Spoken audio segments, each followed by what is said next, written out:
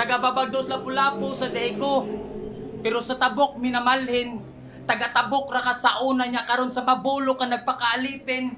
Nya nagbalik-balik ka are. Abi guro niya i-welcome pagbalik. Wala kay makuha respeto dire Vince imong pagkadoon kay atik. Maong gisaag ka og tuyo ang pagbalik dili masayon-sayon. Inigtug pa hapak walay set up mauni ang dayon-dayon.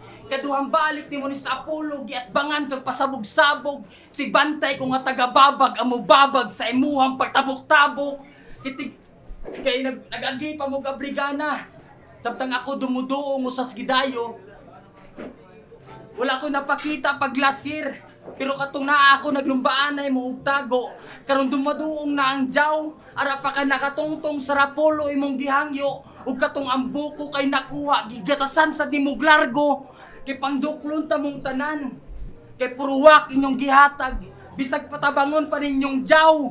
Bukol inyong madawat. Buko kay siya si Vince Ralios. Ang pinaka-spoiled nga kid. Iyang bound 100. Usa ka Chucky, o usa ka dakol inigawas sa gate. Yo, bisag tinungan ni ang match up, walay mo pusta nimo, walay mo salig. Kay makalibil ra ning Ralios o katong naay fangs na ang mobalik.